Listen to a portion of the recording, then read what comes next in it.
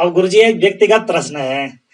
आप पहले से ही उत्तराखंड संस्कृत विश्वविद्यालय में असिस्टेंट प्रोफेसर पद पर कार्यरत हैं। जी। एक अच्छी खासी संस्था में एक सम्मानित पद में इतने सालों का अनुभव होते हुए लोक सेवा आयोग द्वारा जारी विज्ञापन में आपने प्रतिभागिता की है, तो वहां तो आपको क्षति होने जा रही है। तो अपना स्वर्णिम अवसर छोड़ करके आपने इसका चयन किया है, इसके पीछे का क्या कारण है, यह जानना चाहूंगा।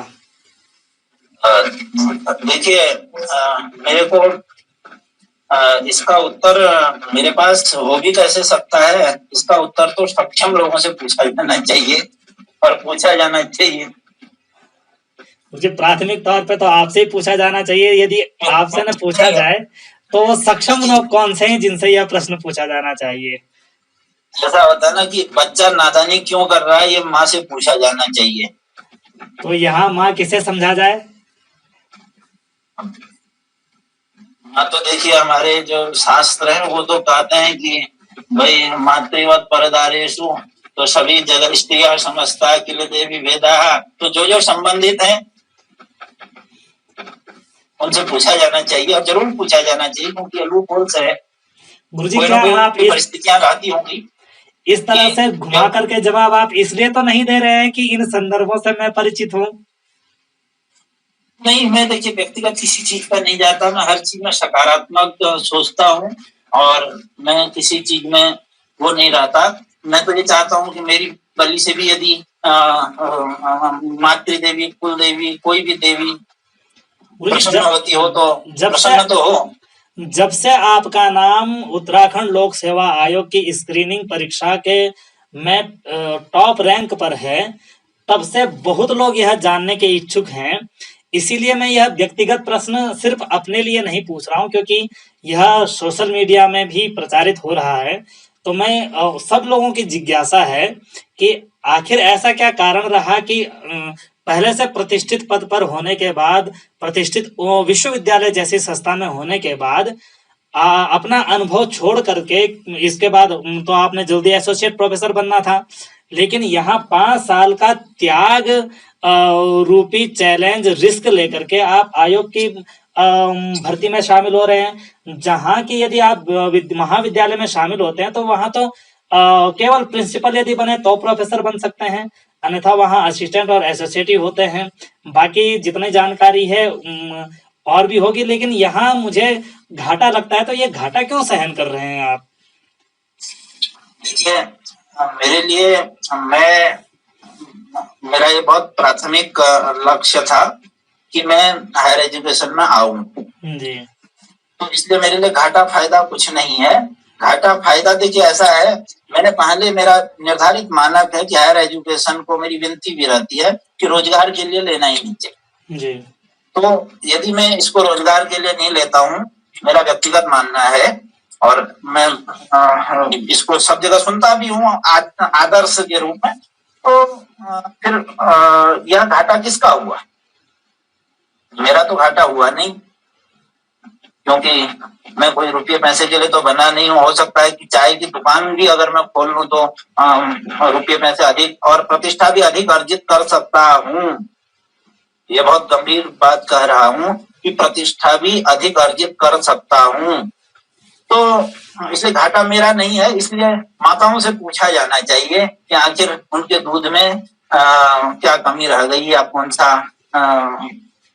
यानी संस्था के आपके जो सीनियर है, संस्था है, उनसे पूछा जाना चाहिए कि आखिर ऐसा क्या कारण है कि आपका कर्मचारी आपकी संस्था को अपनी संस्था के प्रति जब से हूँ तब से और जब तक रहूंगा तब तक पूर्ण निष्ठा है मेरी। मैं अपनी संस्था पे ना आक्षेप करता हूँ, ना करना सुनना भी नहीं चाहता हूँ और मैं पूरी मन वचन कर्म से अपनी संस्था के प्रति निष्ठावान हूँ और मैं नहीं मानता हूँ कि मेरी संस्था ही का कोई हुआ है। लेकिन ये है कि हाँ, दिक्कतें हैं।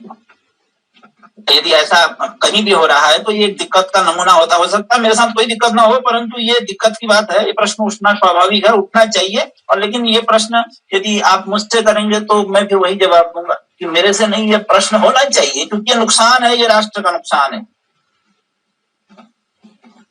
ये राष्ट्र का नुकसान है। गुरुजी आपका उत्तर यदि कोई श्रोता सुनेगा तो उसे कोई समझ नहीं आएगा, यद्यपि मैं समझ रहा हूँ, हाँ, लेकिन परंतु श्रोता यदि सुनेगा तो उसे कुछ भी समझ में नहीं आएगा कि आखिर बात क्या चल रही है और प्रतिक्रिया क्या आ रही है। तो लेकिन अगला जी मैं बताता हूँ, जी देखिए समझ में वह व्यक्ति समझ के भी क्या करेगा, क्योंकि ज्ञानम भारः क्रियाम बिना जो कुछ कर नहीं सकता।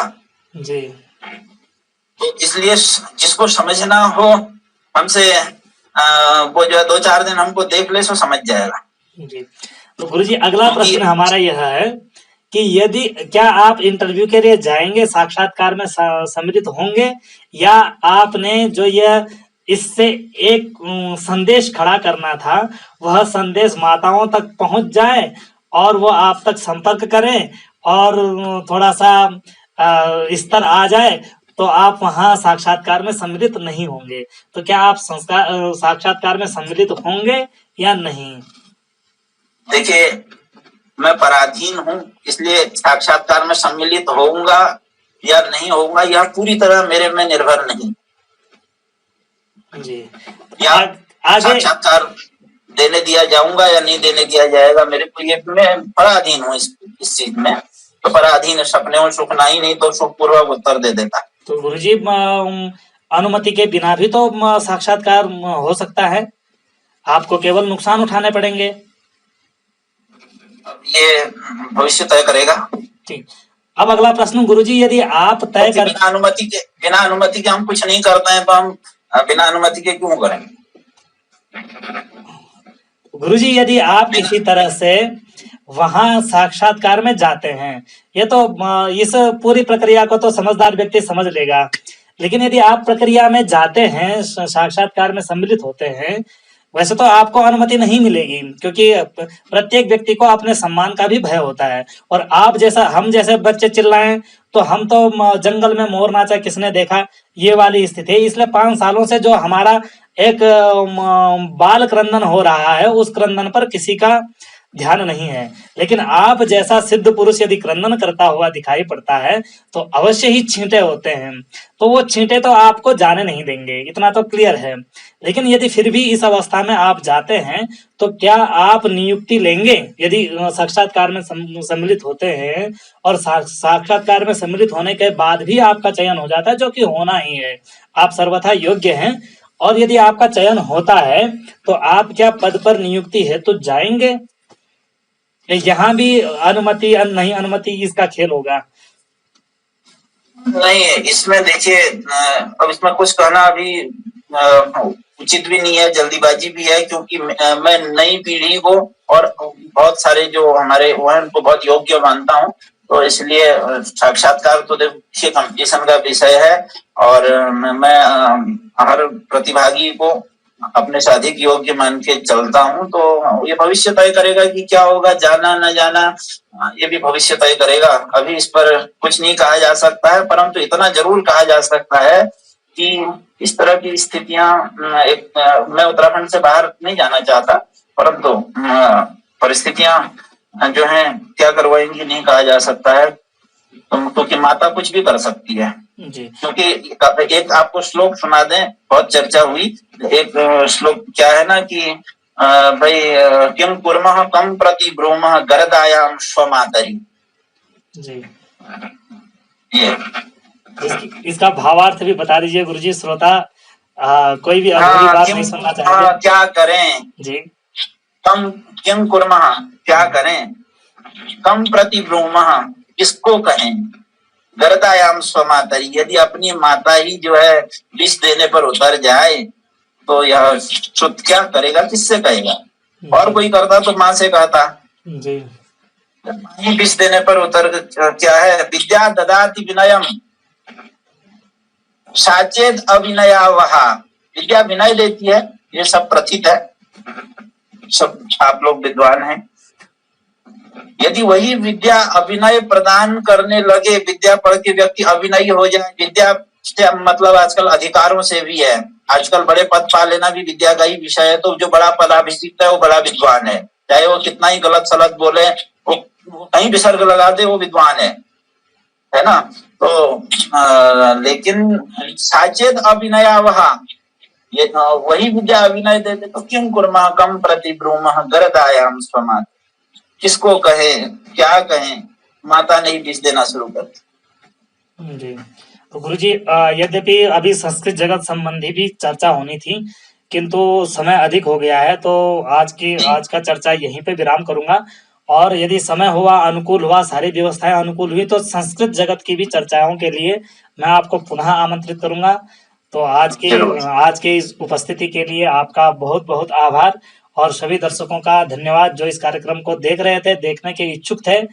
तो यद्यपि लाइव प्रसारण तो नहीं हो पाया टेक्निकल फॉल्ट से, किंतु यह वीडियो आपको बाद में प्री लोडेड अपलोड कर दिया जाएगा। तो इसके लिए आप आदरणीय गुरुजी का बहुत बहुत धन्यवाद। धन्यवाद पुनः गुरुजी जी, बहुत बहुत धन्यवाद। जी और आप जैसे प्रतिभाशाली उत्साही विद्वान जो है समृद्ध करें शिक्षा परंपरा को, यही कामना है, और सब अच्छा हो, यही कामना है। जी, धन्यवाद गुरुजी। ओम सहना भवतु सहनो वुनक्तु सह वीर्यं करवावहै तेजस्विनावधीतमस्तु मा विद्विषावहै।